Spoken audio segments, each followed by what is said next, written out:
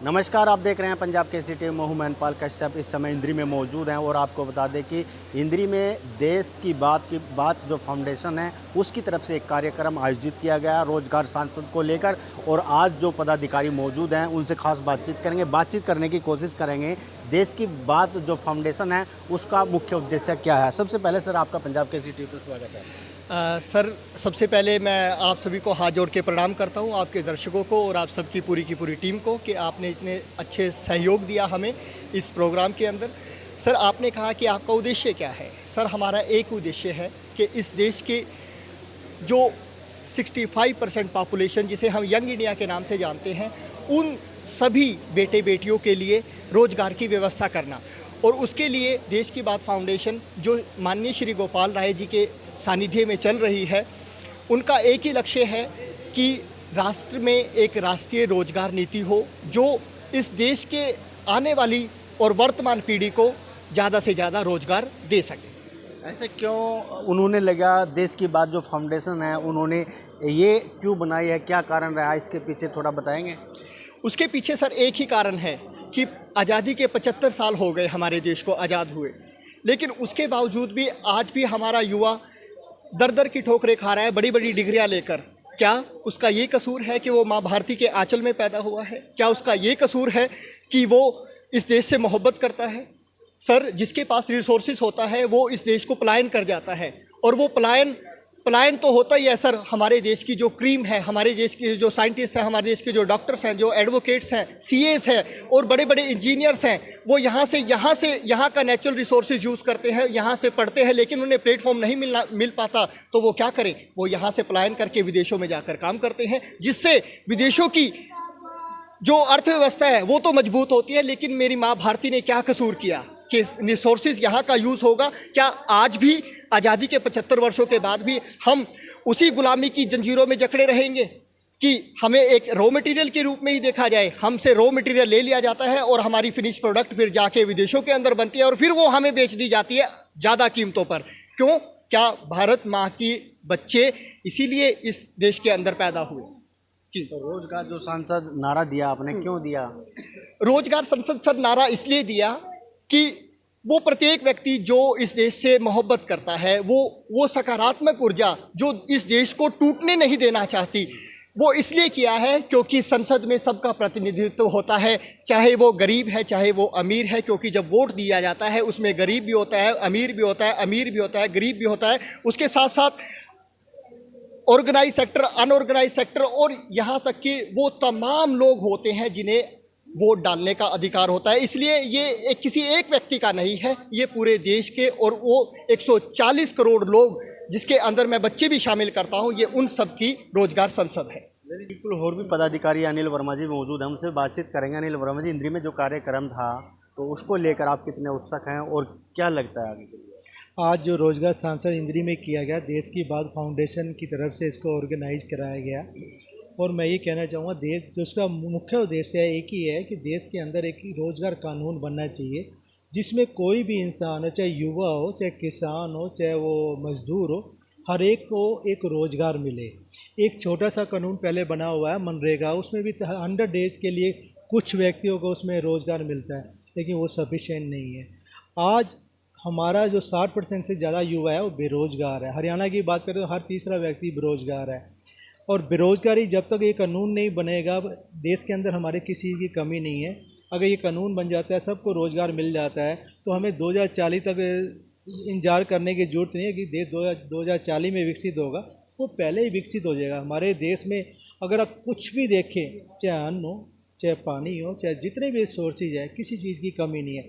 कमी है तो एक कानून की, एक स्कीम की जो हर एक को दी जाए।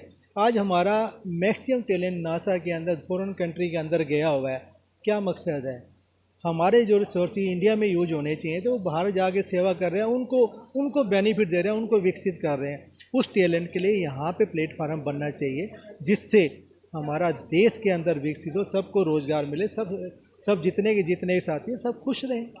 लेकिन फिर भी उसके बावजूद भी युवा जो है ज़्यादातर बेरोजगार देखे जा रहे हैं।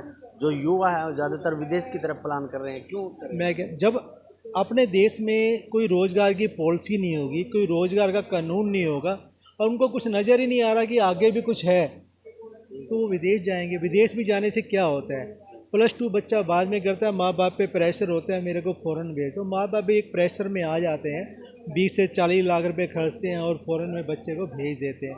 डिपेंड करता है कि बच्चा कैसे जाता है, वाला नंबर 1 में जाता है या नंबर 2 में जाता है। दोनों तरीके लोग अडॉप्ट करते हैं, सबको पता है। जो नंबर 1 में जाता हो सकता कभी वापस भी आ जाए, जो नंबर 2 में गया उसको वापस आने का भी उतना ही खर्चा है जितना जाने का खर्चा है, उसके आने के चांसेस नेग्लिजिबल हो जाते हैं। माँ बाप उसका कर्जा उतारते उतारते दुनिया से अलविदा हो जाते हैं, इंतजार करते रहते हैं। मैंने अभी पीछे अगर आपको मालपुर रोडान की बात करें, एक बच्चे की निर्मम हत्या होती है, फादर उसका फ़ौरन गया होता, वापस ही नहीं आ पाया था। तो देश के अंदर ऐसा कानून बने तो ये सभी चीज़ें रुक सकती हैं। और देश में ये नहीं कानून मेरे लिए चाहिए, सबके लिए चाहिए, उसमें कोई नहीं, सबको इसमें योगदान देना पड़ेगा, चाहे वो किसी भी राज्य से संबंधित हो, किसी भी समाज से हो, किसी भी धर्म, इन सब चीज़ों से ऊपर उठ के हमें देश के लिए इस आंदोलन में सहयोग करना पड़ेगा ताकि ये कानून बन सके और हमारे देश का उत्थान हो सकता है, विकसित हो सकता है। अगर कानून बनता है तो इसमें सबको फायदा होगा। देखो, अगर ये कानून बनता है तो कानून मैंने पहले बोला है वो किसी एक के लिए नहीं बनेगा। जैसे हम सरकारी स्कूल में बच्चा भेजते हैं तो कोई ऐसा नहीं होता सरकारी स्कूल में अमीर का बच्चा जाएगा, डीसी का जाएगा या पीएन का जाएगा, हिंदू का जाएगा या मुसलमान या ईसाई का, सब बच्चे। हमें तो पता ही नहीं होता था, हम पढ़ते थे, हमें तो पता नहीं था हिंदू क्या होता है, मुसलमान तो आराम से बैठ के इकट्ठे खाना खाते थे। ये तो हमें अब जब हमने राजनीति देखी तो इन्होंने दिमाग में डाल दिया ये हिंदू का बच्चा, ये मुसलमान का बच्चा, ये ईसाई का बच्चा, ये गरीब का बच्चा है। आज हमें इन सब चीज़ों से ऊपर उठना है। अगर हमारा देश आज़ाद हुआ था तो सभी संगठित हुए थे। उस टाइम ऐसा नहीं था कि हिंदू देश के लिए नहीं लड़ रहा था, मुसलमान देश के लिए नहीं, आज़ादी के लिए नहीं लड़ रहा था, या ईसाई नहीं, सब संगठित हुए थे, सब ने आंदोलन किया। पता नहीं कितने साल के हमारे बलिदानों के बाद, कहीं तपस्या के बाद हमें ये आज़ादी मिली थी। और आज हम उसको भूल चुके हैं कि हमें आज़ादी ये कैसे मिली थी। 75 साल ही हमें आज़ाद हुए हैं, कुछ ज़्यादा समय आज़ाद हुए नहीं। और आज भी हम उसी प्लेटफार्म पे खड़े हैं, हिंदू मुसलमान धर्म के नाम पे हम लड़ रहे हैं, जाति के नाम पे लड़ रहे हैं। हमें संगठित होके इसमें सबको साथ देना चाहिए ताकि देश के अंदर ये जो हम आंदोलन कर रहे हैं 19 दिसंबर से, इसके लिए कोई अच्छा कानून बन सके। बिल्कुल, अशोक काजल जी भी मौजूद हैं, उनसे बातचीत करेंगे। अशोक काजल जी, एक बात बताइए, जिस तरीके से आपके जो कार्यक्रम चल रहे हैं, क्या इससे बेरोजगारी दूर हो सकेगी या नहीं हो सकेगी? सर नमस्कार सबको। कहानी की है, जो राष्ट्रीय रोजगार नीति ड्राफ्ट कानून की पास किया होना की हम मांग कर रहे हैं सरकार से, संसद में पास होगा, उसके अंदर आप देखोगे तो एक भी व्यक्ति 6 महीने के अंदर देश के अंदर बेरोजगार नहीं मिलेगा आपको। और उसके अंदर हम निश्चित आय की गारंटी की मांग करते हैं, महिलाओं के लिए भी जो घर में काम करती है, और असंगठित क्षेत्र जो को प्लम्बरा काम करता है, मोचिया करता है, नायका करता है, धोबिया करता है, उनके लिए भी हम निश्चित आय की मांग करते हैं। उसके अंदर किसान के लिए भी एक निश्चित गारंटी की मांग उसके अंदर कर रहे हैं हम। हमने कोई भी क्षेत्र नहीं छोड़ा है जिसके अंदर निश्चित आय की गारंटी न हो। अगर ये सारी चीज़ सरकार हमारी मांग ले तो देश के अंदर बेरोजगारी नहीं रहेगी, सत्य है ये बात। और उसके अंदर जो है बेरोजगार युवा है, 24 साल से 23 साल का बच्चा पढ़ लिख के तैयार हो जाता है देश के काम करने के लिए, तो उसको सरकार कोई साधन उपलब्ध नहीं करा पाती और पूरा जीवन उसका जवानी देश को जो काम आनी चाहिए थी वो सारी खराब हो जाती है। तो उसके लिए हमने उसमें व्यवस्था बना रखी है, भाई उसको प्रशिक्षण दिया जाए, उसको जैसा प्रशिक्षण हो ले उसको इकाई स्थापित किया जाए। कोई इसको ट्रेड करेगा, कोई इसको उत्पादन करेगा, कोई इसको निर्यात करने की व्यवस्था करेगा, कोई बेचने की व्यवस्था करेगा। तो उसके अंदर हमने सारी व्यवस्था कर रखी है। वो कानून इस हमने पूरा उसका स्टडी किया, तो उस कानून पास होने के बाद देश के अंदर मैं दावे के साथ करता हूँ बेरोजगारी नहीं रहेगी। बेरोजगारी नहीं रहेगी तो देश आगे बढ़ेगा। ना रोल बड़ा अहम रह जाता है। रोजगार की 2-3 बातें आपको बताना चाहूँगा। अगर कोई आदमी काम में इन्वॉल्व है, अब मैं हूँ आपसे बात कर रहा हूँ, अपना काम धंधा है अपना, आप पत्रकार हैं, आप अपने काम में इन्वॉल्व हैं, तो आपका ध्यान नशे की तरफ जाएगा ही नहीं। आप सुबह से शाम तक काम करेंगे, घर जाएंगे, खाना खाएंगे, परिवार के साथ वक्त बिताएंगे, और आप नशे की तरफ जाएंगे नहीं, आपको नींद आ जाएगी, सो जाएंगे आप। जब आदमी खाली होगा, रोजगार नहीं होगा, वो कहते हैं ना खाली दिमाग शैतान का, हमारे टाइम में कहावत थी। आप आज के टाइम में खाली दिमाग शैतान का नहीं, खाली दिमाग ड्रग्स का हो गया है। वो ड्रग्स सिर्फ एक चीज़ नहीं है। आप ड्रग्स, जैसे भाई साहब ने बताया, ड्रग्स चिट्टा नहीं है सिर्फ, ड्रग्स मोबाइल भी एक किस्म की गलत यूसेज है। ड्रग्स राष्ट्र को दूसरी तरफ, जैसे अभी आपने एक डिबेट सुनी होगी, आप कह रहे हैं सरकार का क्या रोल है। सरकार रोजगार पे बात नहीं कर रही है। हमारा देश का युवा बाहर क्यों जा रहा है? क्योंकि उसे पार्ट टाइम वर्क अगर बाहर जाता है, ऑस्ट्रेलिया, कनाडा, वहाँ $18 प्रति घंटा मिलते हैं, अंदाजा सा है मिनिमम, जो कि 1000 प्लस रुपये पर घंटा, मतलब दिन के 5-6 घंटे काम करे तो 5-6 हज़ार आराम से कमा लेगा। 1.5 लाख रुपए महीने मिनिमम है ये। और अगर वो रेगुलर काम करता है, ये 3-4 लाख रुपए अमाउंट है साल महीने का। तो क्या आप और मैं वो कमा पा रहे हैं? नहीं कमा पा रहे। रियलिटी है। बड़े से बड़ा हमारा जो समाज इंद्री या करनाल में एक अच्छे परिवार का सदस्य ही 3-4 लाख रुपए महीना कमाता है, नहीं तो जो मिनिमम है वो बेचारे 300 रुपये प्रति घंटे वाली मजदूरी वाले काम। तो सबसे पहली नीड तो रोजगार गारंटी या रोजगार का कानून हो, तो एक मिनिमम पे का कानून हो जाएगा। दूसरी बात, सरकार क्या करती है? अभी आपको मैं एक छोटा सा एग्जांपल दूं। जब हम बात कर रहे थे तो हमने ये कहा था भारत माता की जय, लेकिन जब हम इंग्लिश में बात करेंगे तो हम कहेंगे आई लव माई इंडिया करते हैं। सरकार इसी चीज़ पे डिबेट करा देती। सरकार आदमी को रोजगार मांगने नहीं देती। सरकार कहती है आप भारत और इंडिया में उलझ जाओ, जबकि हम बचपन से देखते आ रहे हैं, जब हम बात इंग्लिश में करेंगे, आप मेरे साथ बात करेंगे, आप क्वेश्चन पूछेंगे what's your plan for India, जब आप हिंदी में बात करें आप कहेंगे भी भारत के लिए आपका क्या? सिंपल सी बात है। लेकिन देश को इन चीज़ों में उलझा दिया गया।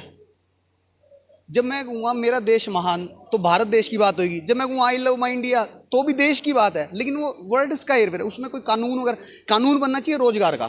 तो हमारी संस्था उस वे में जा रही है कि रोजगार की बात हो, रोजगार पे कानून बने, जो युवा है वो ऑटोमेटिकली ड्रग्स और बाकी चीज़ों के नशे से छुटकारा पाकर अपने काम धंधे में, जो काम धंधा करेगा वो नशा करेगा ही नहीं सर। 99.9% है। आप और मैं तो नहीं करते। क्यों नहीं करते? क्योंकि हम शाम को थक जाते हैं और जाके खाना खा के सो जाते हैं। रह सके। और आपको बता दें कि देश की बात फाउंडेशन की तरफ से जो है जगह जगह कार्यक्रम किए जा रहे हैं और लोगों को यानी कि युवाओं को जागरूक किया जा रहा है, और एक ऐसा कानून बने ताकि जो युवा हैं उनको रोज़गार मिल सके और वे सरकार से पूछ सके अपने मन की बात और रोज़गार की भी बात कर सके। मेरे सहयोगी संधू के साथ मैनपाल कश्यप, पंजाब केसरी टीवी, इंद्री। हमसे जुड़े रहने के लिए हमारे YouTube चैनल को सब्सक्राइब करें और नई वीडियो की नोटिफिकेशन के लिए बेल आइकॉन को दबाएं। अगर आप ये वीडियो Facebook पर देख रहे हैं तो लाइक जरूर करें और ज्यादा से ज्यादा शेयर करें। धन्यवाद।